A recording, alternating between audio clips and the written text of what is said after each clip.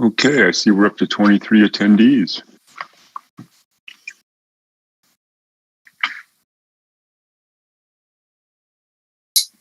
All right, so should we go ahead and get started? We are running a little late. I know Caitlin has to leave right at 5, so we can't go over. So sorry about starting late, but thank you everyone for joining. And welcome to our first community meeting. We'll be hosting these once a month, the third Wednesday of each month. So we're going to have a conversation about the LEAP program, and I think we can go ahead and get started. Oh, and my name is Kristen Ethel. I'm the director of the Mendocino County Cannabis Program. Our agenda today, we're going to talk about LEAP funding sources. The Elevate Impact team will walk us through some LEAP program statistics. We'll also review recent LEAP program changes, and then talk about a newly implemented LEAP urgency deadline, and then have some time for questions and answers. So with that said, I would love to turn it over to the Elevate Impact team so we can have a discussion about funding. Great, thank you, Kristen. So just by way of background, the current allocation for the LEAP, Local Equity Entrepreneur Program for equity cannabis entrepreneurs in Mendocino County totals $2,245,704 for the 2020 allocation through 2021. And the source of that funding comes from 80%, $1.7 million is going to be used for direct grants, fee waivers, and workforce development. 10% or $224,000 will be used for technical assistance, which basically is business one-on-one services as well as webinars with regards to business operations and business planning, as well as information regarding licensing and operating in the cannabis industry. And then there's a final 10% or $224,000, which has been allocated for administrative services. That includes the payments that are being made for consultants and county staff to implement the program. Next slide, please.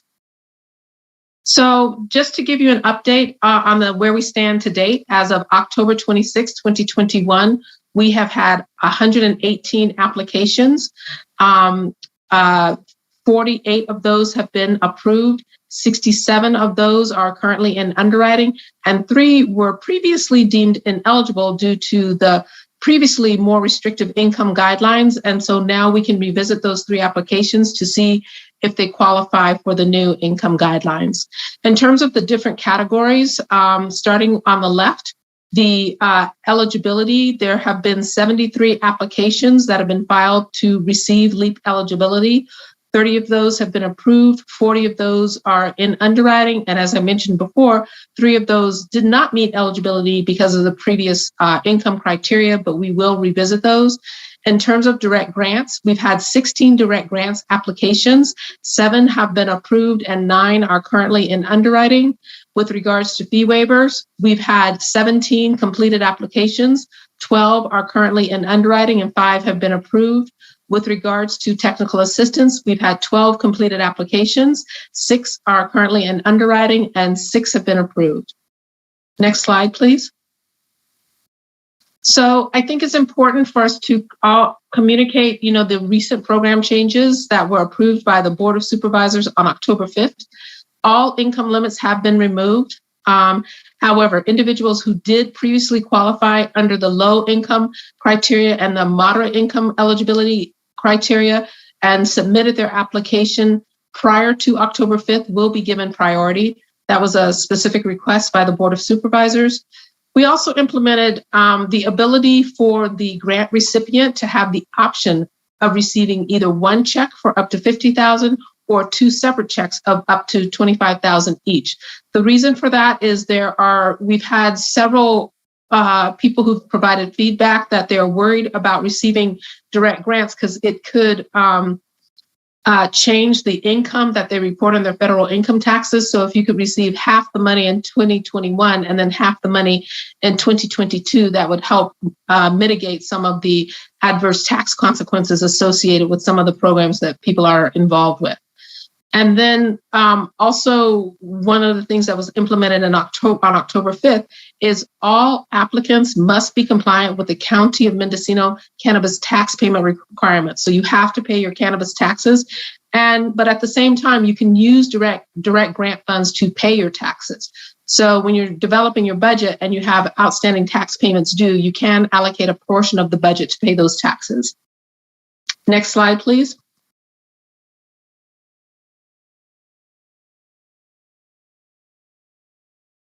Are you guys there? Hello?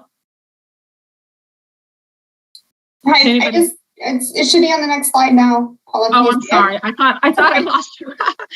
When you're in Zoom land, I thought I had been cut off. So, and you know what? I apologize. I forgot to introduce myself. My name is Paula Groves, and I am involved with Elevate Impact Mendocino, working with the County of Mendocino to implement the program.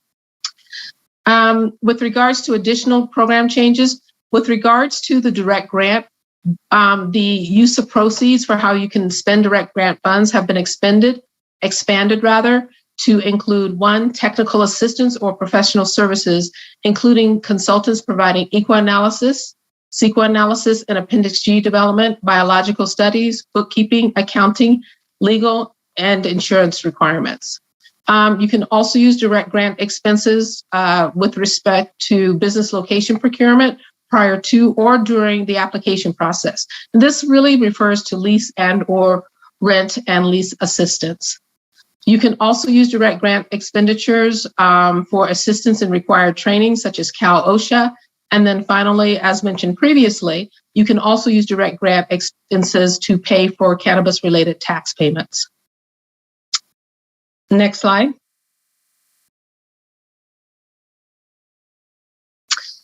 So one of the concerns we have with regards to dispersing the grant funds in accordance with the state rules, which says we have to disperse all the funds by February of 2022, is we don't feel like we have enough applications. I think that we need to do something to motivate people to apply. So if you are in a situation where you want to disperse or receive some grant funds in 2021, you must apply for your eligibility application by November 7th because we have to get through the approval process. And if you want to receive grant funds in 2020 with regards to the direct grant, the fee waiver grant, or the technical assistance funding, you must have your application in by December 7th so that we can process the application. So that is why we're instituting these urgency deadlines, because if people really want to get the money in 2021, we must have your applications in, your eligibility application in by November 7th, and then your grant, fee waiver, or technical assistance application must be in by December 7th. And all of these applications are available at elevateimpactmendo.com. Next slide.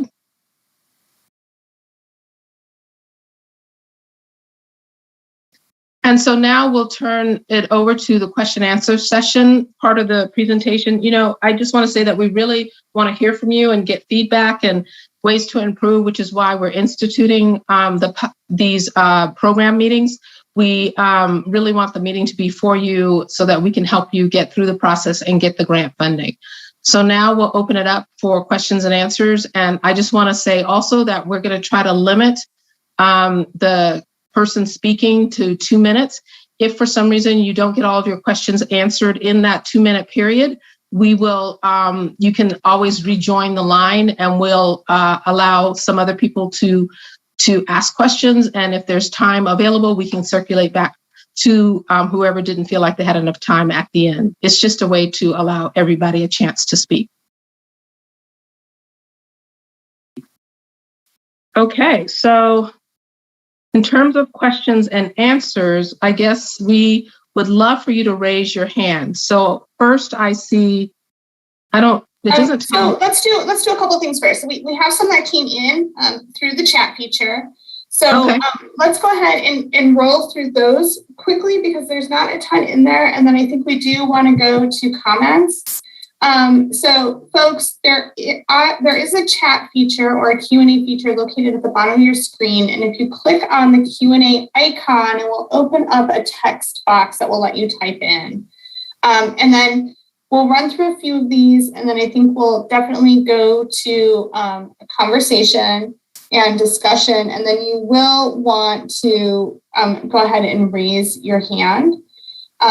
Which is also located at the bottom of your screen. So if it's not activated, that toolbar at the bottom, just bring your cursor down there and it will activate the toolbar for you.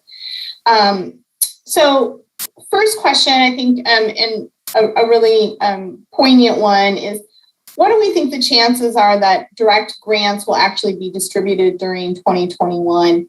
I think it's a 100% chance they're going to be distributed during 2021. I can't say that all of the grants will be distributed during 2021 simply because this is why we put the urgency deadline in. We can't ensure that we'll be able to process the volume when we get to a specific volume in time to issue grant awards in 2021. And some of the delay that had occurred and has occurred with issuing approved direct grants has been waiting on county council to get us back a contract so that we can actually write those grant agreements and get those approved and then get the funding moving. So without a legal grant agreement in place as approved by county council, we haven't necessarily been able to move much forward. However, our template is approved. And we're taking approved grants right now and plugging them into that approved template, which means we're incredibly close to start pushing money out the door on these approved grants. So we're really excited about that. And I don't know if Paula or Bruce or Jovan, anyone from the Elevate team wants to add to that, but I wanted to make sure that we address this question that came in because I think it's really timely and poignant to where we are today. No, the only thing I would underline in your remarks, Kristen, is in order for us to be able to disperse money in 2021, we really want people to apply. So we're going to do everything we can to make sure that people are applying and then that we are processing those applications as quickly as possible. But I think one of the concerns we have is there have been a lot of program changes and really we're trying to basically make the program more open so that people have a better opportunity to actually use the money in the way that they see fit for their business. But we really need people to apply. Yeah, and speaking of program changes, there are some questions about the technical assistance component. So the question really is the technical assistance component something that was created by the BOS? And are these funds still going exclusively to equity applicants? And so if you would like to speak to that, I would really appreciate it. Sure. So the technical assistance component was always a part of the grant program. So it wasn't created specifically by the Board of Supervisors, but it was indeed embellished by the Board of Supervisors. So it is something that they are very supportive of, and we want to make sure that you get access to the funding to use it for technical assistance for your business. And also, are these funds still funds that go exclusively to equity applicants? Yes. You have to meet LEAP eligibility criteria in order to receive the technical assistance funds that are associated with this LEAP program. And I think, the other component of that, like technical assistance, I think is a term that folks, it's easily confusing, right? Because oftentimes we talk about technical assistance in reference to hiring consultants. So that type of funding would come out of the direct grant pool. The technical assistant funds, if you were to look on the LEAP website, really are trainings and other services that are provided to eligible applicants that they can apply for those services. So it's not a direct funding allocation to the equity applicant that technical assistance isn't. It's a service that's provided that you're applying for. So hopefully that thoroughly answers that question. So can I address the next question? Oh, there's a question before the next question. So when are the dates what are the dates to ensure payment in 2022 to make sure that the funds don't go back to the state? So I think that in order to process an application, we would really need to have your eligibility done by in January. If you're not aiming to get money in 2021, I think we'd have to have your eligibility application processed by January 15th, and then you would have to submit your direct grant applications probably by January. So the money has to be, we have to disperse all of the money by the end of February. So what is that? February 28th. So it takes us about a month to process an application. So you need to have your eligibility in place. I'm going to change what I just said. You really need to have your eligibility in place before the end of the year. And then you have to have your grant application submitted in January in order to meet the deadlines. So, what about folks who have been in the process for a while? We have had some, this next question is why after almost 5 weeks have some folks not received a message about their application or their eligibility and moving forward? And really, what's the easiest way to communicate with the folks running the program? So I'll hand that back over to you, Paula. Yeah, no, it's a fair question. And I think that what you should do is email me, Paula, at elevateimpactmendo.com. My email address will be at the end of the website. I would have to go back through all of the emails to figure out why your particular question was not answered. And I'm happy to do that offline. But please, please, please send me an email, Paula at elevateimpactmendo.com.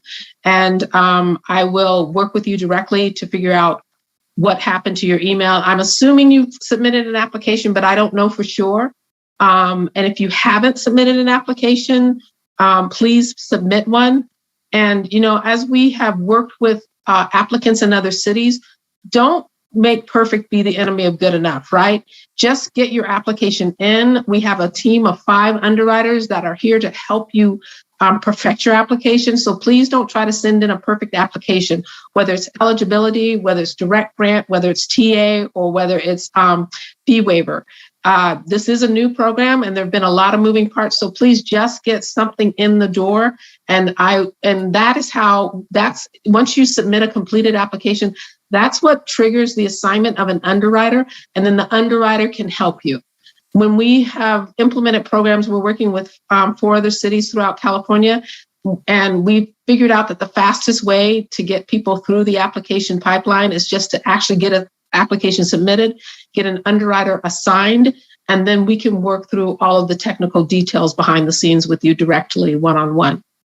Okay, and I apologize that you haven't heard from anyone since September, but if you email me directly, I can figure out what the holdup is. Thank you for that. Go ahead, Jovan. Hi, everyone. My name is Jovan Johnson. I'm one of the underwriters for Elevate supporting Mendocino. For the person who left that message, the apologist I responded to, I see that your application is assigned to me. I'm assigned to assist you. I sent a response. It was the 25th, I think, that you submitted. I responded on the 28th. And I just sent another follow-up on the same thread. And so to everyone, excuse me, I'm not sure if some people are missing it because I'll receive an application and then I'll usually respond to you as a forward. And so I'm not sure if there might be some kind of screen there in terms of your email client. Also, some of my emails go out at random times. Sometimes I'm emailing at 9, 10, 11 o'clock at night. Sometimes it's 1:30 in the morning. Sometimes it's over the weekend. And so for me specifically, and I can't speak for my other team members, but my emails are not coming in specifically during business hours. And so please keep an eye out for emails that come at a different time. And also just for the same gentleman, back to him specifically, I also emailed you on a separate thread in case that first thread is lost in email for whatever reason. Great, thank you. Thank you. I do see a couple of hands, so maybe we can kind of mix it up a little bit. And I don't have access to unmute. I think, Caitlin, you might have to do that as the hostess here. But it looks like Paul and Susan have raised their hand, and maybe we can see if they have a question, and then we can go back to some of the Q&As that have been typed in.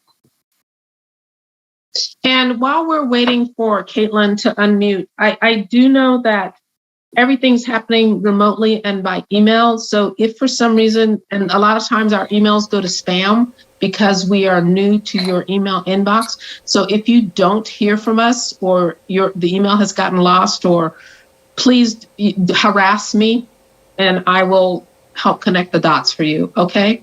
Thank you. Paul and Susan have been granted permission to speak. If you need to unmute yourself, please use the unmute button in the lower left corner. Thank you, Caitlin. Thank you, everybody, for being here today. It's really, really appreciated. I'll go very quickly through the questions. Number one, for those people who were deemed eligible at the end of August and now are just on pins and needles, these are the 4 things that are of extreme importance.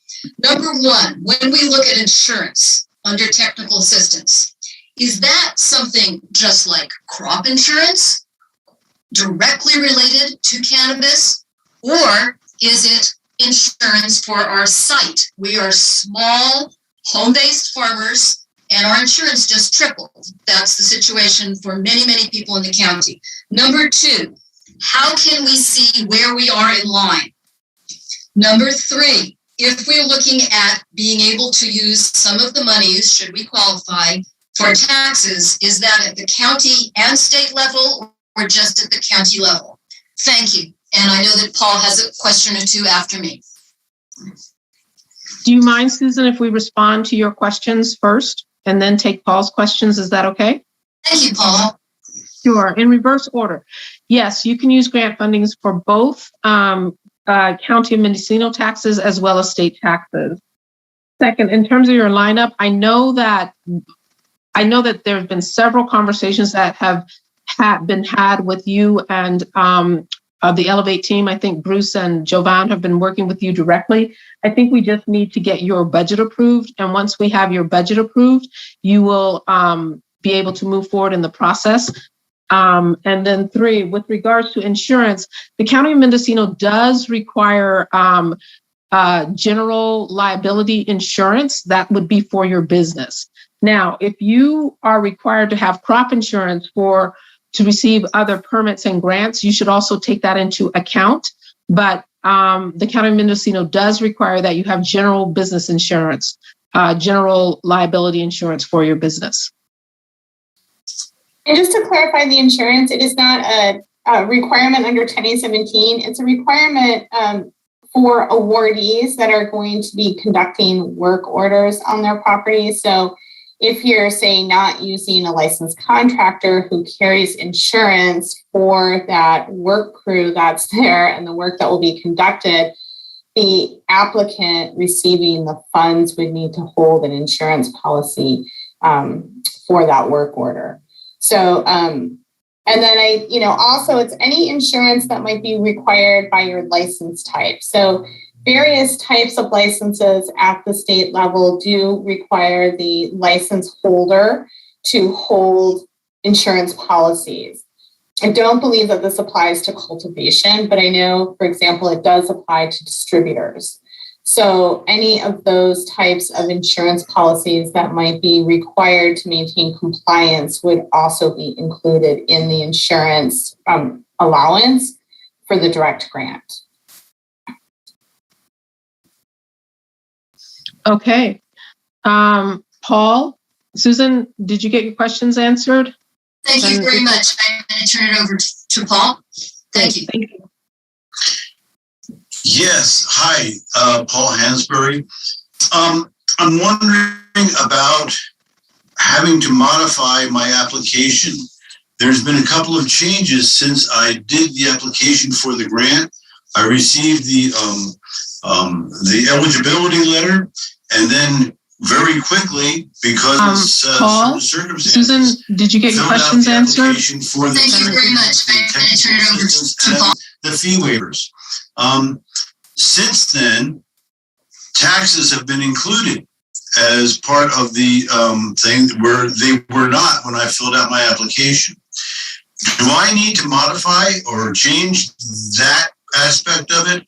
It seems to me that there are certain things like for the fee waivers and for the technical assistance that those are either unknown or automatically something that would not necessarily need scrutiny, like the fees and the taxes and things like that. Would that just come from the $7,000 maximum, and so would be able to apply it for next year for the taxes automatically, or do I have to reapply as specifically mentioned that I want the taxes for the cultivation, I want the fees for this or fees for that? Do I have to go in and reapply? And if so, does that put me back into the underwriting part of it and back to the end of the line? That's the first part. And the second part is how do I find out what the requirements would be once I get the grant funding? What's the reporting requirements for that? Once we get the funding to show that is it just a question of receipts or things like that? I think we can leave it at that for now. All right. Do you want me to dive in, Kristen? So, okay. So Paul, please submit your budget. We all have, in all the cities that we work in with all the different clients, it's very typical that your actual expenditures sometimes don't meet your budget. Your budget is basically a projection. And this isn't true for just cannabis businesses. This is true for all businesses, whether you're publicly traded on the stock market or you're launching in Mendocino County a cannabis business. So please submit a budget and make the judgment call to the best of your ability, because you are looking into a crystal ball at this point of what you think your expenses are going to be. Now, once the budget has been submitted and approved, if you think that and if for some reason the actual expenditures are different than what you submitted your budget for, you just need to make sure that you spend the money on things that are approved. You can't take the budgeted funds that you receive, get a grant, and then go spend it on a new car, right? You can't do that. So, but we do understand that sometimes there are budget overages, sometimes other things come up, and you just have to submit those receipts that are in alignment with what you intended to use the grant for. But we understand that you can't always predict exactly how you're going to spend the money. So the accountability part comes in with the tracking of receipts, which you alluded to in your comments. So thank you for that. But submit your budget to the best of your ability and then submit your receipts that are in alignment with the budget. Now, with regards to the fee waiver, there are specific fees that you can apply for to get the fee waiver grant. Now, but there are also probably some CEQA fees and that sort of things that you cannot get a fee waiver for. So the fees that you need to spend that you can't get a fee waiver for, those should be in your direct grant budget. But for fees that you can get a fee waiver for, you can apply as many times as you want. I would not wait and apply for all the fees at once for the fee waiver. I would do it on an as-needed basis because some fees are 1,000, some fees are 700, but just submit the fee waiver grant and application, and then we will give you the fee waivers on a case-by-case basis. But, Paul, I really encourage you just to get started and submit your budget, work with Jovan and Bruce to get it done, and then upload receipts that represent how you actually spent the money. Does that make sense? Yes, it does. And I have submitted the budget. Okay. But the one of the problems is that I understood technical assistants to be consultants for CEQA for the Appendix G as well. So I need to reprioritize, because now I'm finding out that after I've already submitted the budget that I need to take those monies from the direct grant. So I need to readjust the budget to prioritize things, but I don't know how much the consultants are going to be, or even if they're going to be necessary at this particular point in time. So what would be the process? Do I just send an email to Jovan, or do I go back on the website and start the process? No. And please, don't go back on the, do not go back to the website. Send an email to Jovan. If you are, create a projection for how much you think the CEQA consultants are going to be, that should be a part of your direct grant application, and we'll put that as a line item on the budget. It will be an estimate, though. I understand that. Well, and I'm kind of wondering too, in this instance, if it doesn't make sense to, unless you're removing something from the budget, Paul, you're in a unique situation because we've received your Appendix G. It's going to take us a while to process that. So it might behoove you to move forward with the direct grant you have. I imagine it includes projects that you want to get done. And then if there is a need down the road for consultants for the CEQA project, that you then consider applying again.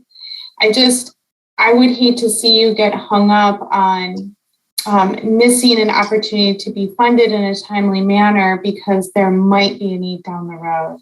So I just strategically, we want to get monies out. Your budget is under review, and if those projects are all still valid, I would recommend, I think, to move forward. And then if you have additional needs, to apply for those additional needs to be met in a separate application.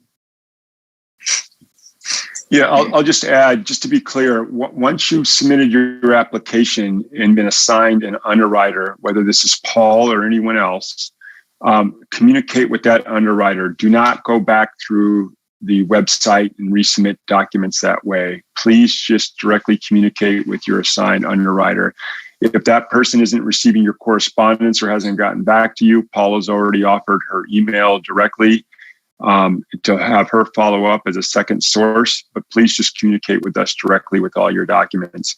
The Board of Supervisors has approved changes on July 5th and October 5th. And so for some of you who have been with us in the process since, early July, unfortunately, the guidelines have changed twice, and we're trying to expand the ability for us to have as many things as possible apply to your direct grant funds. And therefore include them. So there may be minor adjustments to your budgets. At the end of the process, you'll submit receipts to us just to show how you spent the money. We realize that contractor estimates are estimates. You may be off by a few dollars as to how much you actually spent with a contractor or on a water tank or a solar array. So we're not going to hold you to the exact quote. We just need to see that you spent the money on the water tanks and on the solar panels or what have you, and that they're very close to the amounts you told us. I just want to make that clear, Paula. And I also thank you. just want a really quick reminder. I apologize for monopolizing the conversation. There's also going to be funding as we look into the new year for CEQA-specific projects through the Local Jurisdiction Assistance Grant Program. So if you have your project scoped and set forth and you're ready to roll with your equity grant, there is another pool, not just of equity funding after February, right? But there's also the Local Jurisdiction Assistance Program. So I don't want folks to be stalled because of concerns for lack, right? And you need to get it all in right now. I think we really want to get these monies out and start getting projects moving forward. So, Paul, did we answer your questions? Yes, and I don't want to monopolize the webinar here, so I'll let answer some other people's questions. Thank you very much. Okay, thank you so much. So I think next we do have some more questions that we want to get to, but I think we should go ahead and let Karen ask her question. So Karen, I think you can go ahead and unmute if you would. All right. Hi, thank you. So I have two questions and I'll ask them separately because they're definitely different topics. So could you tell us a little bit more under technical assistance about the Cannabis Cooperative Association's opportunities, just so I have a better sense of what that would be like if I'm able to qualify?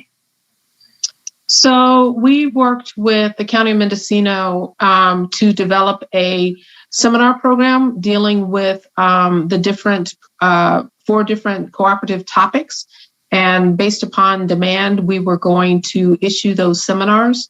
Bruce, I don't know if you can look up what the seminar topics were, but there were 4 specific topics around cannabis cooperatives, and I'd be happy to share those webinar topics with you.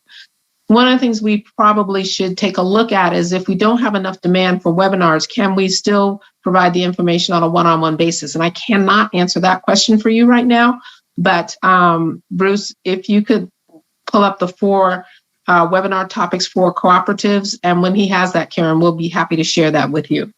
What is your next question? Yeah, so, in looking at this opportunity and hoping everyone will be successful, but what if you're not? And for some reason, you're not able to fulfill, you get the grant, you spend some of it, but for some reason you go out of business or some complication comes up in your life that you take a different path, because I am watching what's going on in Oakland. And though I know that that's a different program and probably set up completely different, I do see people being held responsible for defaulting on their equity opportunities. So I'm just kind of wondering where that gets laid out about what that commitment is, within a contract. Sure. And just what y'all see that looking like. Yeah. So we manage the Oakland program, so I'm intimately involved with the conversations that are going on. And the first thing, to distinguish is those are loans and not grants. So there are, long-term obligations associated with loans. You probably, if you ever bought a car or have gotten a mortgage, you know that you have to make monthly loan payments. And if you, for some reason, can no longer make those payments, we have to come up with ways to help you address those. And in Oakland, at this point, we created a loan modification program. But not to spend too much time on Oakland, what we're issuing in Mendocino, though, are grants. They are not loans. So one of the liabilities and obligations you have associated with grants is grants are taxable income to the applicant. So you will have to file taxes and report the grant on your taxes, and then you will have to make whatever tax payment is associated once you've filed all of your taxes. So that is the obligation that you have with respect to grants in Mendocino County. Okay? So you wouldn't be obligated to pay back? No, it's not a loan, it's a grant. Okay. And grants you don't have to pay back. You just have to pay taxes on them. All right, thanks for clarifying that. Sure. You said you had 2 questions? Oh, that was it. Cooperative. Oh, okay. Yeah. Okay, great. Thank you, Karen.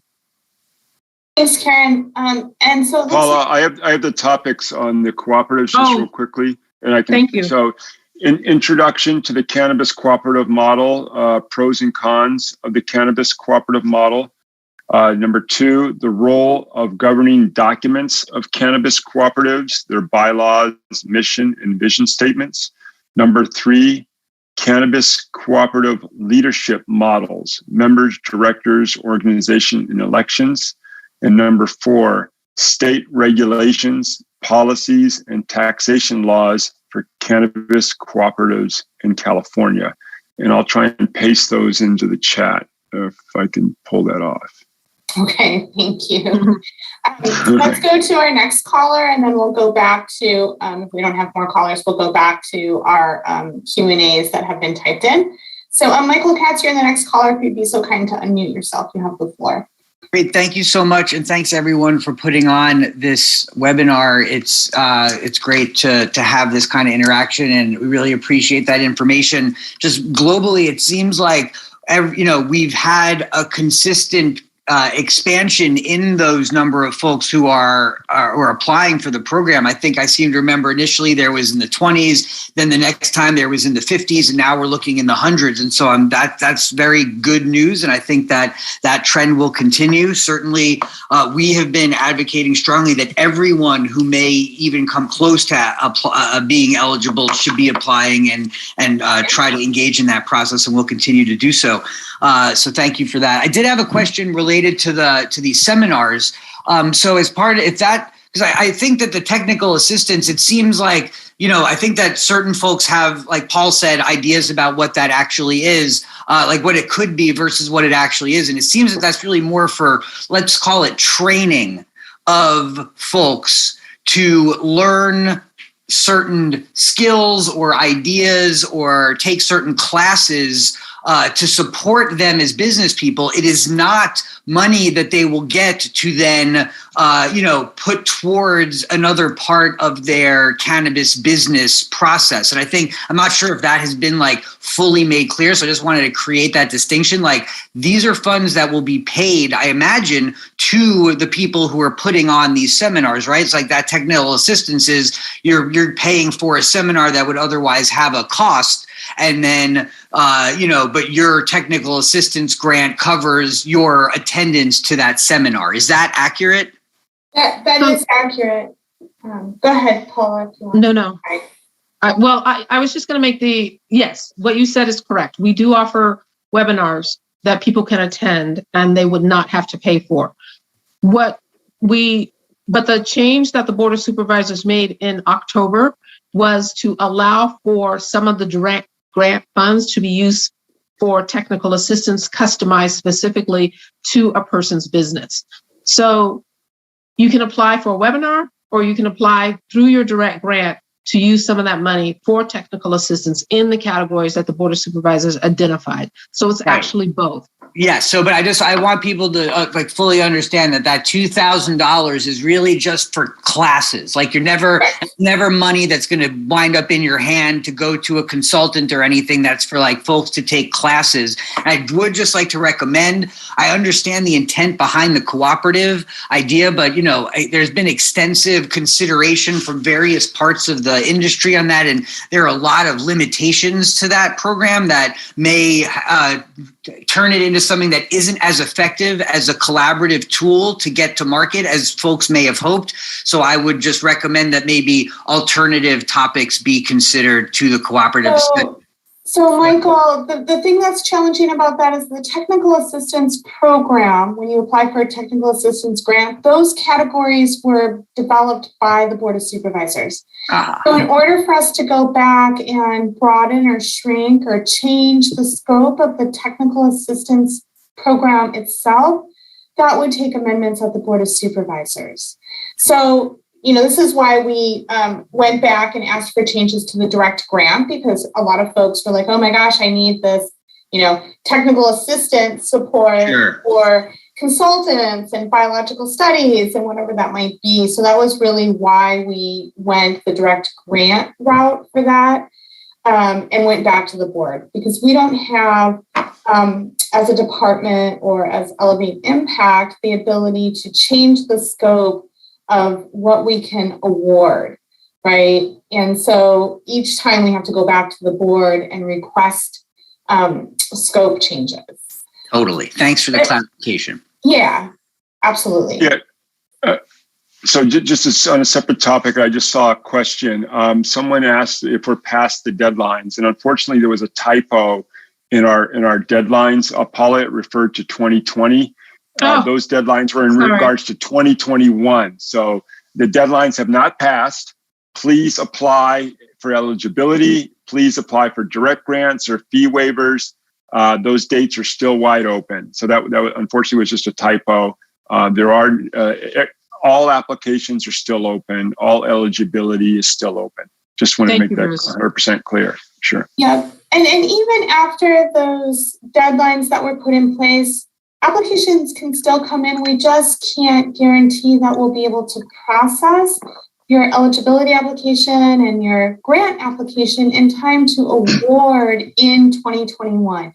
So those deadlines really are in reference to and specific to a 2021 fiscal year awards, right? So if you want to be awarded funds in 2021, we need to ensure that you get your materials in a timely fashion so that we can, and Elevate Impact really, can do the work necessary to support you in the underwriting process.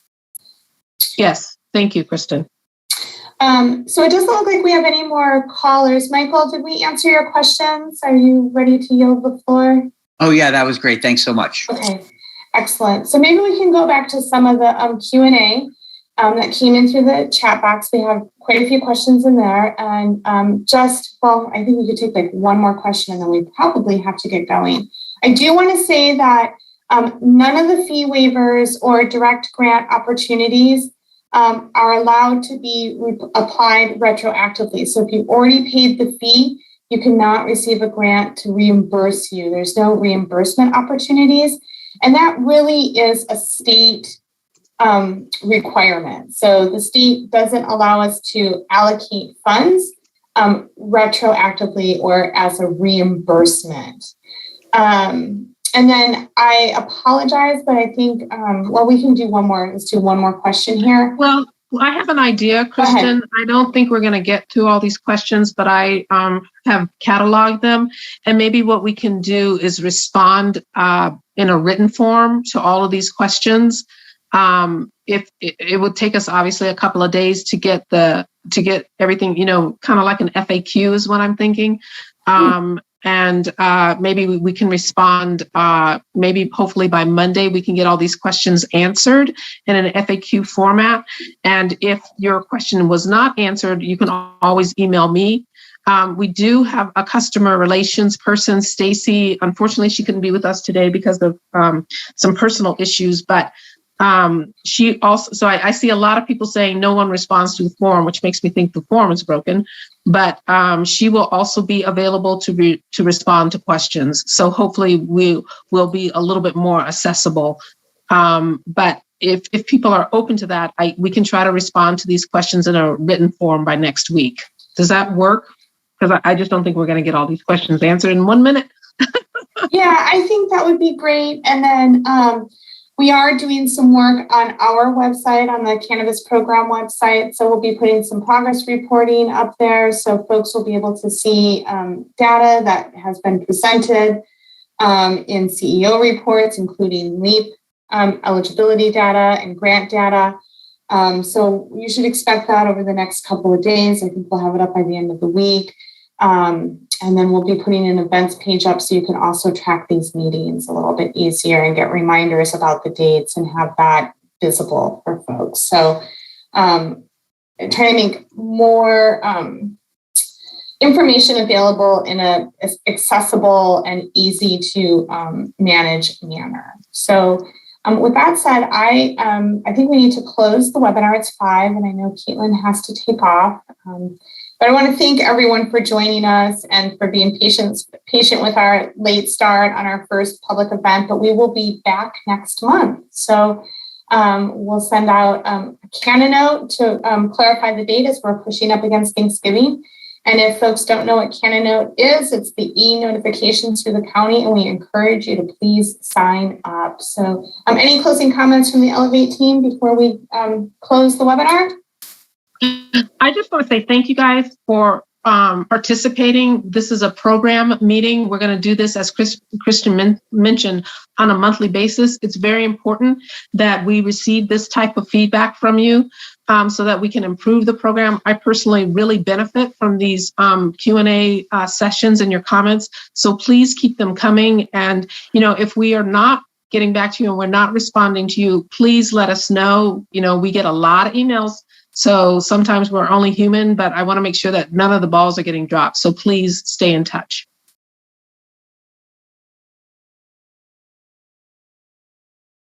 Is that it? Is that it? Everybody's on mute. Okay, great. Thank you, guys. Thank you all.